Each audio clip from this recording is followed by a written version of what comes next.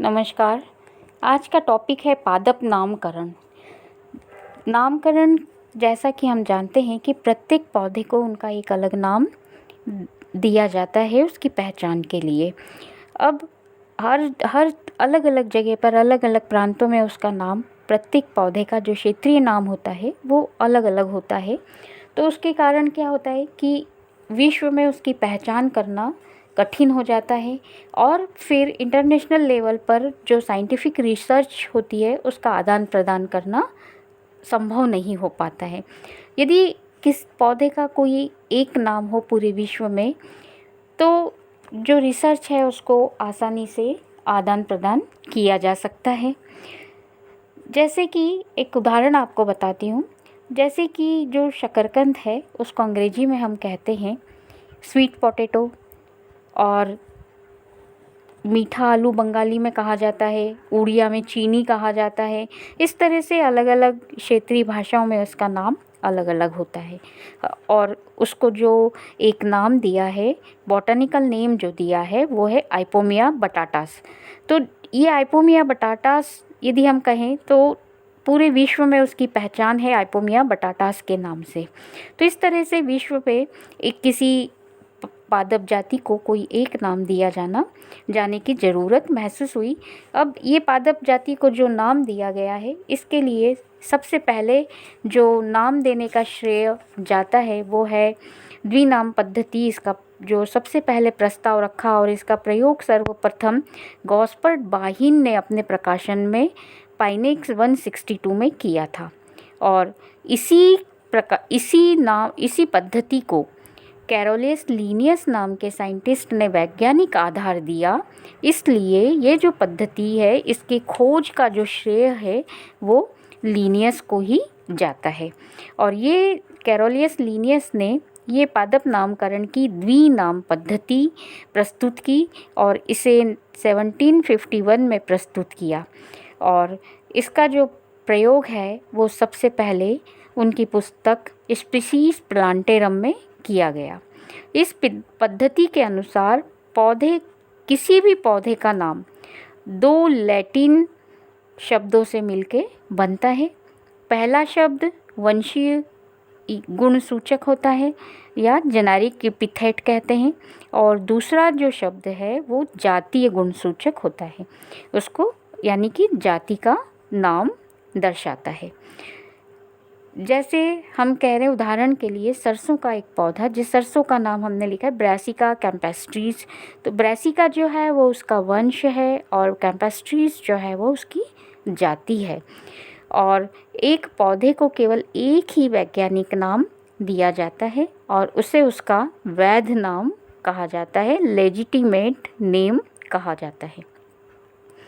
International code of botanical nomenclature, ये कैरोलियस Linnaeus के द्वारा प्रस्तुत नामकरण पद्धति सर्वोत्तम है। और उन्होंने जो फिलोसोफिया बॉटनी में पादप नामकरण के कुछ सिद्धांतों को प्रस्तुत किया है और उनकी पुस्तक में कुछ पौधों का वर्णन भी है। इसके कारण जैसे जैसे विभिन्न प्रकार के पौधों के विषय में जानकारी प्राप्त हुई, पादप जगत में उनको उचित स्थान दिए जाने में कठिनाई महसूस होने लगी और विस्तृत नियम नहीं होने के कारण उनके नामों में विसंगति उत्पन्न हुई। तब अंतर्राष्ट्रीय पद्धति की आवश्यकता महसूस हुई। मतलब पादप नामकरण के लिए हमको अंतर्राष्ट्रीय पद्धति की आवश्यकता क्यों महसूस हुई? तो इस कारण से फिर अल्फेजो डी कैंडोली ने नामकरण बॉटनिका नामक, लोइस डी ला नोमेनक्लेचर बॉटनिका नामक प्रकाशन में पादप नामकरण से संबंधित कुछ मौलिक विचार प्रस्तुत किए। और इसी वर्ष पेरिस में एक अंतर्राष्ट्रीय कांग्रेस का आयोजन किया जिसमें उन्होंने पादप नामकरण के कुछ नियम प्रस्तुत किए और जिन्हें कुछ संशोधन के बाद स्वीकार कर लिया गया। और ये नियम डी कैंडोली के नियम या पेरिस की 1867 की संहिता कहलाते हैं। और पादप नामकरण की अंतर्राष्ट्रीय संहिता जो वर्तमान समय में प्रयोग की जाती है, उसको 12वीं अंतर्राष्ट्रीय वनस्पति कांग्रेस 1975 में गठित किया गया और ये नियम 1978 में प्रकाशित हुए। इनको 3 भागों में बांटा गया है। पहला सिद्धांत, कुछ सिद्धांत दिए गए हैं, कुछ नियम दिए हैं और सुझाव। जो कुछ 6 सिद्धांत दिए गए हैं वो इस प्रकार है पादप नामकरण के, कि पादप नामकरण जंतु नामकरण से भिन्न होते हैं। किसी टैक्सॉन का नाम नामकरण प्रारूप से निर्धारित किया जाता है। वर्गकों का नामकरण उनके प्रकाशन की प्राथमिकता पर आधारित है। कुछ अपवादों को छोड़कर प्रत्येक वर्गकों का नियम के आधार पर सर्वप्रथम दिया जाने वाला नाम ही शुद्ध नाम होता है। वर्गकों का वैज्ञानिक नाम उनकी व्युत्पत्ति को ध्यान में न रखते हुए लैटिन होता है और कुछ अपवादों को छोड़कर नामकरण के नियम पूर्वव्यापी होते हैं। इस तरह से 6 सिद्धांत दिए गए हैं और इसके लिए जो कुछ नियम हैं वो नियम भी दिए गए हैं। तो नियम इस तरह से हैं। सबसे पहला जो नियम है, ये नियम जो नामकरण से संबंधित सभी तथ्यों की पूर्ण व्याख्या करते हैं। और पहला नियम है वर्गकों की कोटि। तो जो अंतर्राष्ट्रीय संहिता है उसके आधार पर किसी भी कोटि का वर्गीकरण उसके समूह का वर्गक कहलाता है और जाति की कोटि उसका आधारभूत है। जीनस, कुल, गण, वर्ग, प्रभाग तथा वनस्पति जगत वर्गकों की अपेक्षाकृत उच्च कोटियाँ हैं और प्रत्येक वंश में अनेक जातियाँ व एक कुल में अनेक वंश होते हैं। दूसरा जो है वो है प्रारूपीकरण। तो किसी कोटि के वर्गकों के कुल, वंश, जाति का नामकरण टाइप जो है उसके आधार पर नामकरण जो है वो नामकरण प्रारूप के आधार पर ही किया जाता है। नामकरण प्रारूप वह मूल लक्षण है जिसके साथ स्थायी रूप से संबंधित रहता है। किसी भी जाति या इंट्रास्पेसिफिक टैक्सॉन का एक अलग प्रारूप होता है और किसी पौधे का प्रतिरूप परीक्षित न किया जा सके या फिर उसका चित्र प्रारूप होता है। किसी वंश का जाति व कुल का प्रारूप वंश होता है और प्रारूप के लिए कुछ शब्द प्रयुक्त किए जाते हैं, जैसे होलोटाइप। तो होलोटाइप क्या होगा कि जो लेखक के द्वारा निर्धारित नामकरण प्रारूप का कोई भी प्रतिरूप या कोई दूसरा तत्व होता है, तो मतलब नामकरण के लिए जो स्पेसिमेन प्रयुक्त किया गया है वो उसका होलोटाइप होता है। दूसरा जो है वो है आइसोटाइप या समप्रारूप।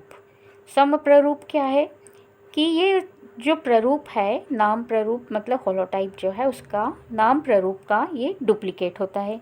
जैसे फॉर एग्ज़ाम्पल कि यदि किसी एक जाति के शाकीय पौधे बहुत सारी हर्बेरियम शीट पर लगाए जा रहे हैं और एक ही वृक्ष की पौधे की शाखाओं को अलग अलग हर्बेरियम शीट पर लगाया जाता है, तो जो पहला वाला एक तो है वो होलोटाइप होगा और दूसरा जो होगा वो आइसोटाइप कहलाएगा। इसी तरह से तीसरा जो है वो लैक्टोटाइप, कि किसी भी पौधे के वर्णन को प्रकाशित करते समय उसके नाम प्रारूप को निर्धारित न किया जाए अथवा निर्धारित नाम प्रारूप खो जाए। मतलब यदि उसका होलोटाइप खो गया है और जिस प्रतिरूप को नामकरण प्रारूप की तरह हम प्रयोग में ला रहे हैं वो उसका लैक्टोटाइप कहलाता है। फिर उसके बाद आते हैं हम सिनटाइप। तो एक ही लेखक के द्वारा यदि 2 प्रतिरूपों का उल्लेख किया जाए और उनमें प्रारूप का उल्लेख ना हो, नाम प्रारूप का उल्लेख ना हो, मतलब 2 प्रतिरूप, एक ही लेखक ने 2 प्रतिरूप बनाए हैं और उनको कोई होलोटाइप या कुछ नाम नहीं दिया है, तो इन 2 प्रतिरूपों में से एक उसका होलोटाइप होगा और जो दूसरा उसका रूप है वो सिनटाइप कहलाएगा।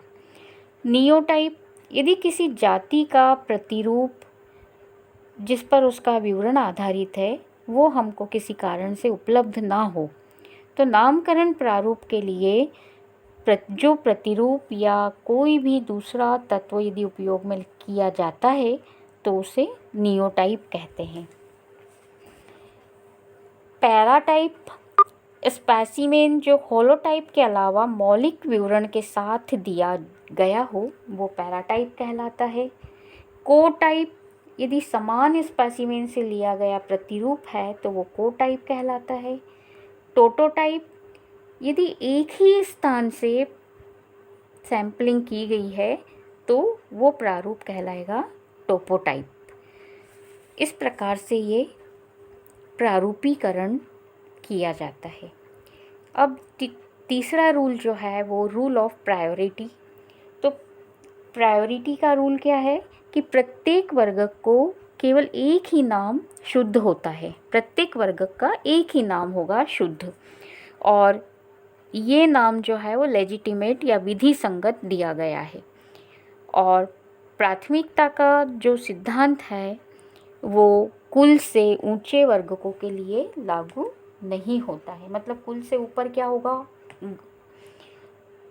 गण होगा, ऑर्डर होगा, क्लास होगी, इस तरह से, तो उनके ऊपर ये लागू नहीं होगा। फिर कुलों का नाम, तो कुल का नाम एक बहुवचन विशेषण होता है।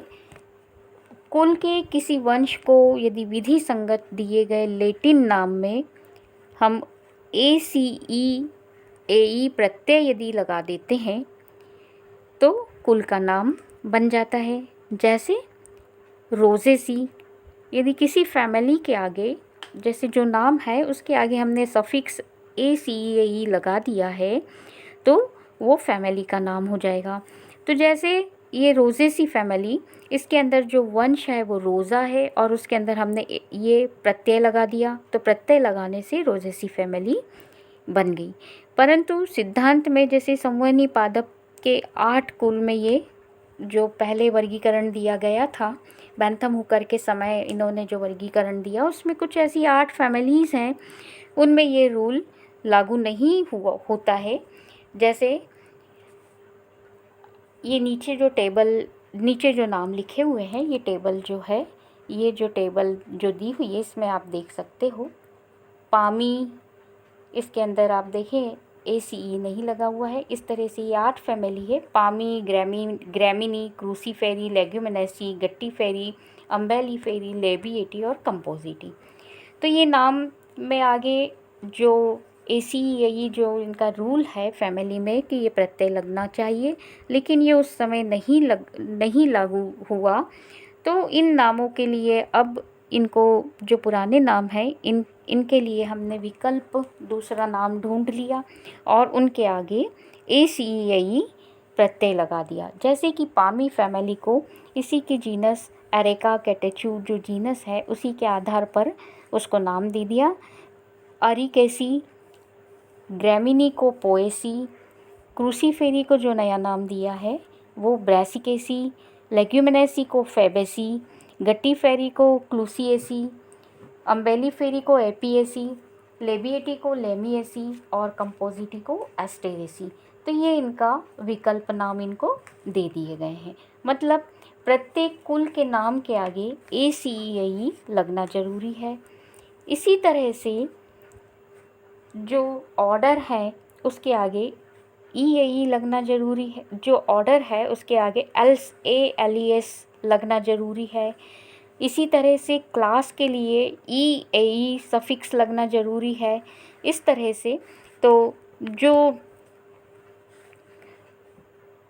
2 ऑर्डर है ऐसे, ग्लूमीफ्लोरी, इसके अंदर एल्स नहीं लगता है, ट्यूबीफ्लोरी, इसमें एल्स नहीं लग रहा है। तो कुछ ऐसे अपवाद भी हैं कि जिनके आगे ये जो सफिक्स नहीं लग रहे हैं। तो इस तरह से ये फैमिली की क्लास, ऑर्डर, फैमिली, इन सभी के आगे कुछ एक निश्चित सफिक्स लगना ज़रूरी है जो कि ये दर्शाता है कि ये इसका ऑर्डर है, ये क्लास है, ये फैमिली है। इसी तरह से नेम, अब अगला जो है वो वंश का नाम। तो वंश का नाम एक नाउन शब्द है, संज्ञा शब्द है, और सदैव बड़े अक्षर से इसका जो प्रारंभ होगा हमेशा इंग्लिश के कैपिटल अक्षर से ही लिखा जाता है। ये प्रायः सिंगुलर ही होता है, और प्रारंभ में वंशीय नाम केवल लैटिन शब्दों में ही हुआ करते थे, किंतु अब वंशों के नाम कुछ प्रतिष्ठित वैज्ञानिकों के नाम का लैटिनीकरण करके रखा गया है। जैसे उदाहरण के लिए थियोफ्रास्टा वंश का नाम थियोफ्रास्टिस जो फादर ऑफ बॉटनी है उनके नाम पर रखा गया है। लिनेया वंश का नाम कैरोलियस लीनियस नाम के साइंटिस्ट के नाम पर रखा गया है, जो कि फादर ऑफ मॉडर्न बॉटनी है। इसी तरह से हुकेरिया वंश का नाम है और हुकर नाम के साइंटिस्ट के आधार पर रखा गया है। तो इस तरह से कुछ वंश के नाम हैं जो कि लैटिन भाषा में ही रखे जाते हैं, लेकिन किसी का इन साइंटिस्ट के नाम पर भी कुछ उनका नाम लैटिनीकृत करके बनाया गया है। सामान्यतः वंश के नाम में केवल एक ही शब्द होता है, परंतु कुछ वंशों के नाम में दो शब्द हैं। ऐसी स्थिति में हम दोनों शब्दों को हाइफन के द्वारा जोड़ देते हैं।